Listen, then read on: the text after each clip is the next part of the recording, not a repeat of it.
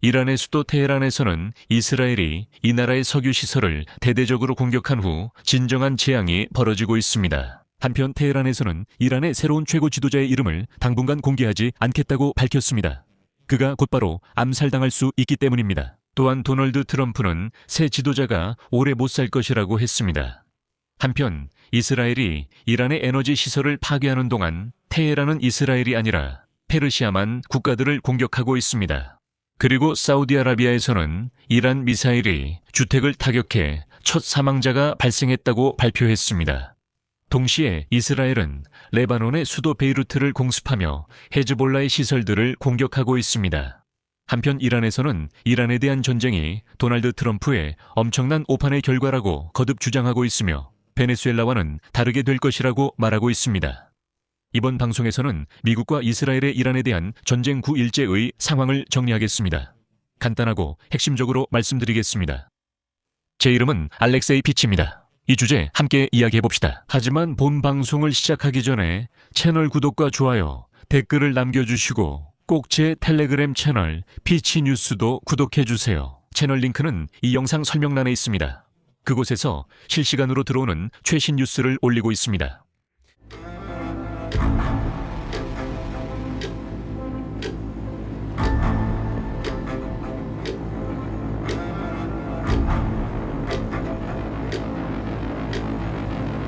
حضرت آیت الله العظما سید مجتبی خامنه‌ای 자막 편집 아셈킨 교정 예고로바 자막 디마토르조크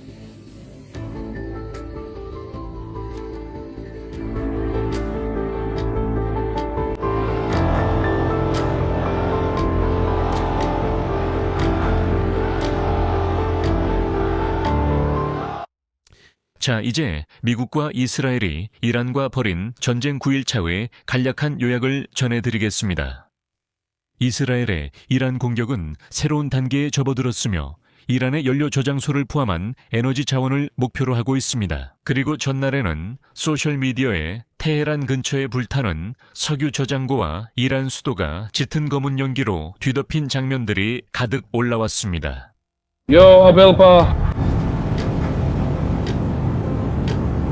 자막 제작 디마토르조크. 이란에 오신 것을 환영합니다. 두려워하지 마. 두려워하지 마. 두려워하지 마. 두려워하지 마. 여보세요. 여보세요. 계속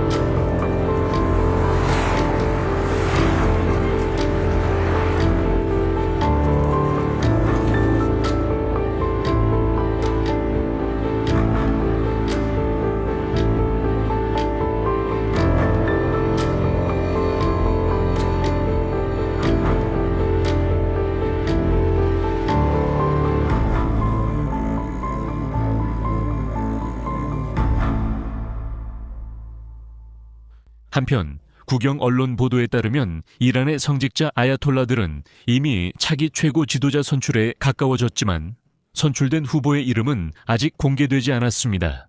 새 국가 원수는 거의 40년 동안 나라를 통치하다 전쟁의 첫 번째 포격에서 사망한 아야톨라 알리 하메네이를 대신하게 됩니다. 일요일 이란은 최근 러시아와 전투 중임에도 불구하고 미국과 우호적인 페르시아만 국가들을 상대로 보복 공격을 계속했습니다. 이란에 오신 것을 환영합니다. 계속됩니다. 그리고 이러한 공격이 곧 중단될 것이라는 그의 발표입니다. 간단히 말하면 그렇고 이제 좀 더 자세히 알아보겠습니다. 이란의 새로운 지도자에 대해서는 어떤 소식이 있나요? 오늘 이란에서 결국 새로운 최고 지도자가 선출되었다는 소식이 전해진 지 몇 시간 후 후계자 선출을 담당하는 기관이 발표를 했습니다. 즉 바로 그 아야톨라 회의는 아무런 공식 성명을 발표하지 않았습니다. 88명의 아야톨라로 구성된 전문가 회의에 일부 고위 성직자들은 지연에 대해 불만을 표했습니다. 상황을 더욱 악화시키는 것은 이란 외무장관 아바스 아라크치의 발언인데 그는 아무도 다음 최고 지도자가 누가 될지 모른다고 말했습니다. 이후 이란에서는 안전상의 이유로 국가의 최고 지도자 이름을 당분간 발표하지 않을 것이라고 밝혔는데, 이는 그가 집권 첫날에 암살당하지 않도록 하기 위함이라고 했습니다. 그리고 여기서 도널드 트럼프가 등장합니다. 그는 이란의 새로운 최고 지도자가 패배하지 않았다고 직접 밝혔습니다. 계속됩니다. 개인적인 승인 인용문. 이란의 새로운 지도자는 우리의 승인을 받아야 하며 만약 우리의 승인을 받지 못한다면 오래 버티지 못할 것입니다. 나는 10년마다 이곳에 다시 오고 싶지 않습니다. 우리는 자신의 나라를 전쟁에 끌어들이지 않을 대통령을 선택하고 싶습니다. 모든 것은 그 사람이 누구냐에 달려 있습니다. 나는 종교 지도자들에게 반대하지 않습니다. 나는 계속해서 그들과 일하고 있습니다. 그리고 그들은 훌륭한 사람들입니다. 석유에 대한 공격은 어떻게 되고 있습니까? 지난 하루 동안 바로 이란산 석유가 공격의 표적이 되었습니다. 이스라엘은 전쟁의 다음 단계의 일환으로 이란의 석유 저장고를 공격했습니다. 영상이 정말 충격적입니다. 그리고 인터넷에는 테헤란에서 석유 시설이 불타면서 검은 비가 내리는 영상까지 올라왔습니다. 그리고 전반적으로 테헤란은 이렇게 짙고 검은 구름으로 뒤덮였습니다. 계속됩니다. 이스라엘군은 테헤란과 이란의 추가 지역에서 이란 정권의 목표물을 대상으로 대규모 공격을 시작했다고 발표했습니다. 군은 또한 이란 혁명수비대 항공우주군 본부에 대한 공격도 가했다고 밝혔습니다. 중요한 점은 이란 대통령 마수드 피지시키안이 사과한 이후에도 페르시아만에서의 공격이 계속되고 있다는 것입니다. 일요일 계속됩니다. 공습과 미사일 요격이 보고되었습니다.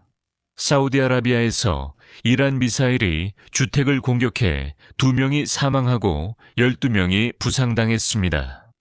현재 아야톨라 정권의 주요 관심사는 페르시아만 국가들에 집중되어 있습니다.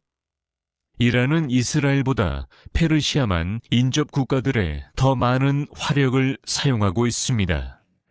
Представитель корпуса стражей 계속해서 테헤란은 중동에 있는 미국 시설을 공격하는데 전체 공격 능력의 60%를 사용하고 이스라엘 영토 내 목표물을 포격하는데 40%를 사용합니다. 이것은 이미 이란 무장 세력의 공식 정보입니다. 다음은 혁명수비대 대표 인용문입니다. 우리는 미국인을 이 전쟁의 주요 적으로 간주하며 이 때문에 그들이 최우선 순위입니다. 계속해서 하지만 본질적으로 여러분도 아시다시피 이란은 종종 미국과 전혀 관련 없는 이웃 국가의 민간 시설을 공격합니다. 오늘 미 중앙사령부는 이란 국민에게 이란이 그들을 위험에 빠뜨리고 있다고 경고했습니다. 이란은 인구가 밀집된 민간 지역을 드론과 탄도미사일 발사 장소로 사용함으로써 잠재적으로 이 지역들을 군사 목표로 만들 수 있다고 했습니다. 그래서 미군 사령부는 국민들에게 집에 머물고 대피소에 있으라고, 그리고 가급적 거리로 나가지 말라고 촉구했습니다. 보도에 따르면 지난 토요일 이란에서 분쟁이 시작된 이후 최소 1205명의 민간인이 사망한 것으로 알려졌습니다. 총 사망자 수에는 194명도 포함되어 있습니다. 94 ребенка. 어린이도 포함되어 있습니다. 이란의 고위 안보 관계자는 전날 CNN과의 인터뷰에서 트럼프의 전쟁이 패배했다고 밝혔습니다. 계속됩니다. 트럼프가 이란에서 베네수엘라 모델을 반복할 수 있다고 생각했던 그의 국제적 오판 때문입니다. 특히 알리 라리자니는 미국이 지금 자신의 오판의 수렁에 빠졌으며 트럼프가 이란에 대한 공격으로 자신의 목표를 달성하지 못했다고 밝혔습니다. 하지만 저는 곧바로 말씀드리자면 현재 미국은 농축 우라늄을 확보하기 위해 테헤란에 특수부대를 투입하는 방안까지 검토하고 있습니다. 그래서 작전은 계속 진행 중입니다. 하지만 라리자니는 미국인들이 이미 패배했다고 말하지는 않습니다. 레바논도 공격을 받고 있습니다. 베이루트 중심계에서 폭발이 발생했습니다.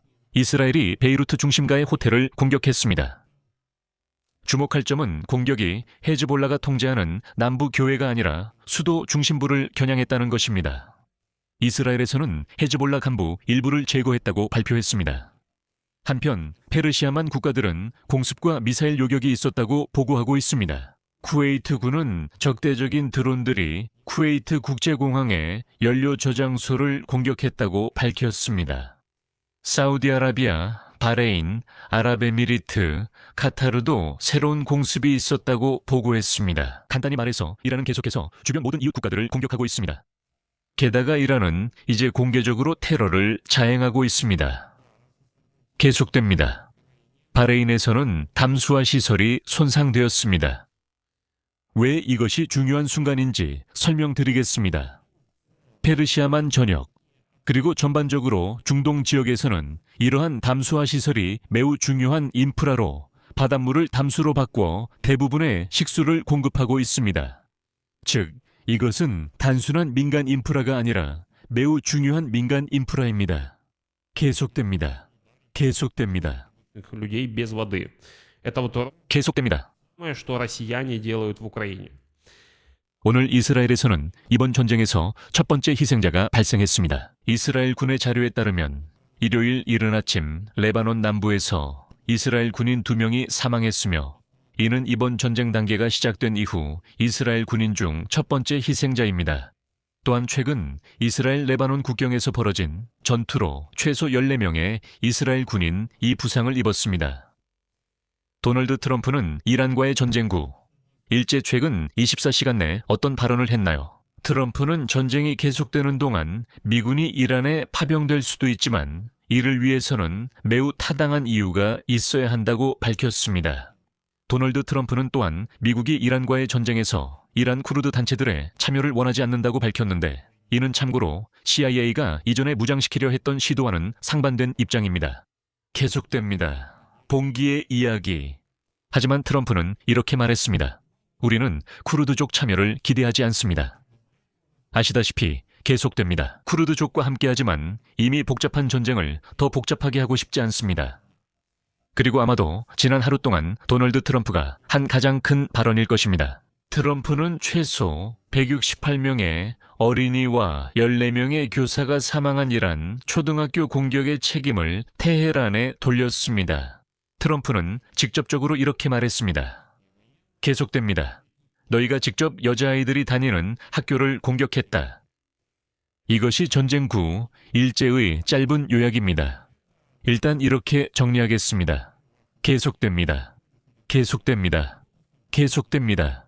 종 모양 아이콘을 누르고 이 영상이 흥미롭고 유익했다면 좋아요도 잊지 마세요. 계속됩니다.